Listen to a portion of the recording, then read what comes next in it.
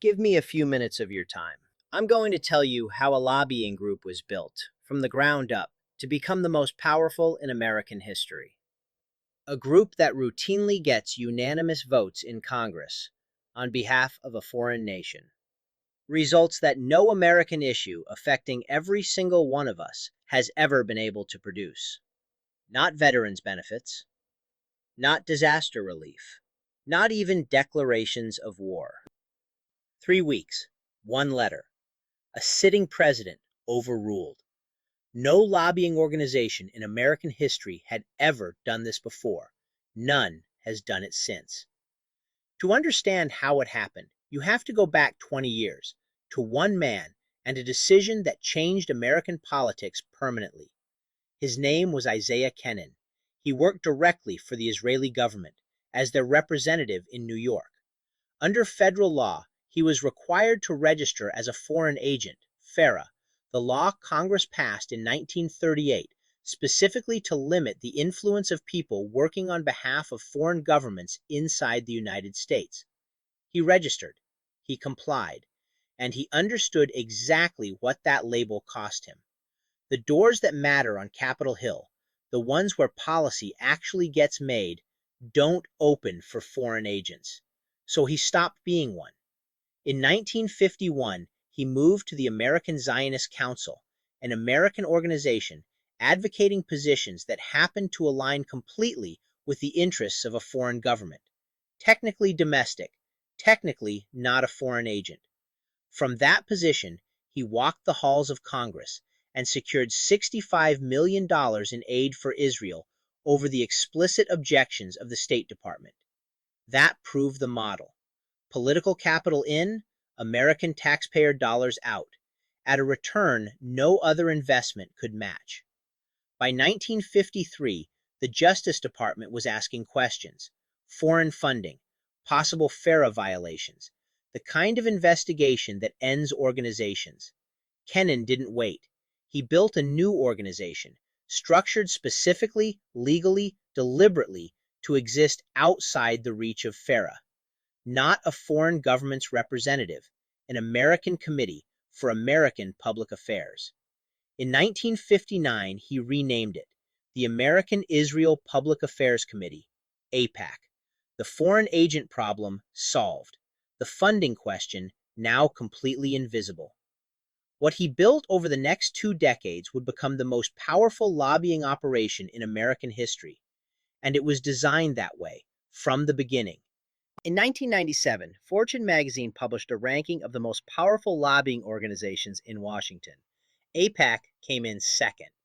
The group ranked first was AARP, the American Association of Retired Persons, 38 million members, hundreds of millions of dollars in annual budget, a constituency that votes in every election and will punish you personally if you touch their Social Security. AIPAC had 50,000 members, a disclosed budget of $15 million, same ranking. That is not a comparable result. That is an anomaly that requires explanation. No other lobby in the Fortune Top 25 achieved its ranking at 1/760th the membership of the group above it. The ratio is the story, not the number. So how do you prove that a lobbying organization is the most powerful in American history? You don't prove it with one statistic.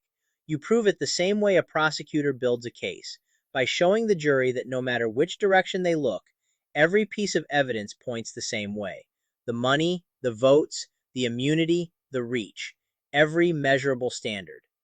Every major domestic issue in American history has produced partisan division. Healthcare, immigration, gun control, the budget, Social Security, trade, climate, drug prices. These issues directly affect the daily lives of American voters. None of them have produced consistent bipartisan supermajorities. Every one of them is still contested today. The single issue that produces unanimous or near unanimous bipartisan votes every time across every decade is Israel. 1975, 76 senators sign a letter overruling a sitting president. 1973, Fulbright says the Israelis can count on 75 to 80 votes on anything they are interested in the Senate. 2009, The House votes to condemn the Goldstone report, 344 to 36. The New York Times reports that AIPAC-backed resolutions typically pass by unanimous votes. 344 members of Congress voted to condemn a United Nations report that documented dead civilians. Bipartisan, barely debated. The NRA cannot do this. Pharma cannot do this. Oil cannot do this. AARP, the group ranked above AIPAC, cannot do this. These groups represent tens of millions of American voters, and they cannot move both parties simultaneously on a single issue. AIPAC represents 50,000 members. It does it every time. Stephen Rosen was AIPAC's director of foreign policy for over 20 years. In a private conversation, he said this: "You see this napkin?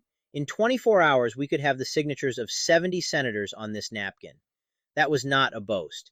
In 1975, AIPAC got 76 in 3 weeks. Rosen was being conservative. David Steiner was the president of AIPAC. In 1992, he was secretly recorded on a phone call.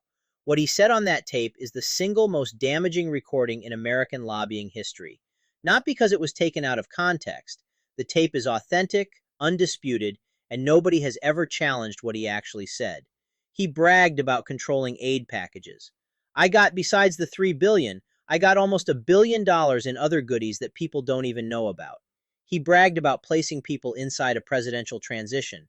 We have a dozen people in the campaign, in the headquarters, in Little Rock, and they're all going to get big jobs.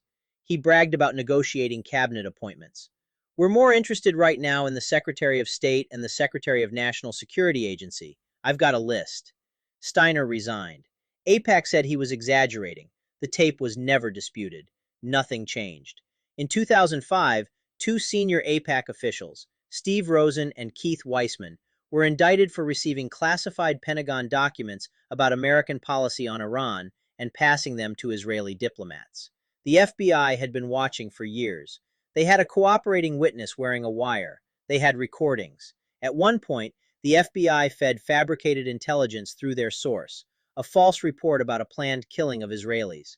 Rosen took it and gave it to an Israeli diplomat, on tape.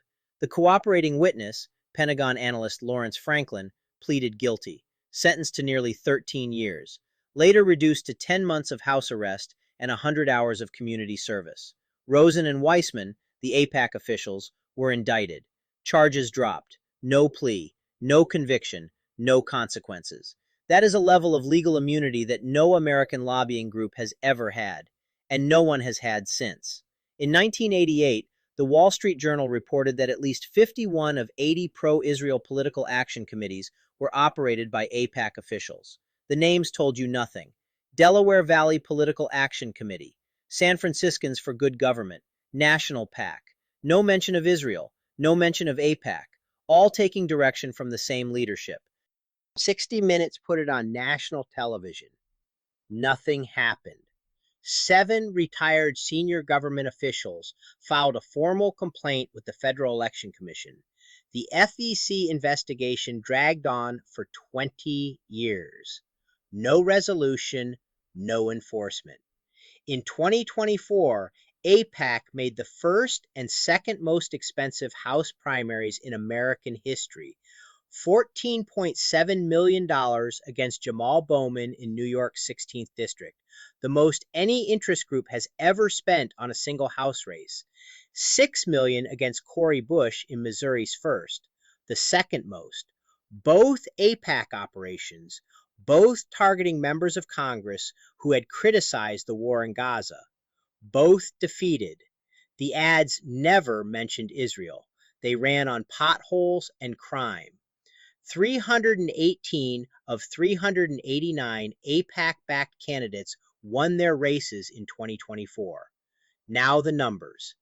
Total pro-Israel political spending, all organizations, all time, roughly $1 billion. Total United States aid to Israel since 1951, $352 billion. That is $352 returned for every single dollar spent. In 1988, someone calculated it at $750 returned per dollar in PAC donations. The ratio has been remarkably consistent across decades. No political investment in American history has ever produced a return like this. Not oil, not pharma, not defense contractors, not Wall Street.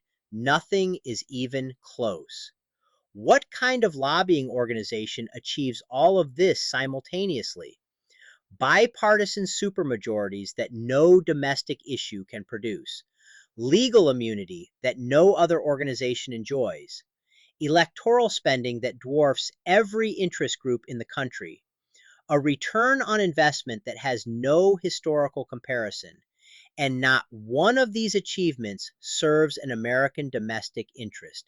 Not one.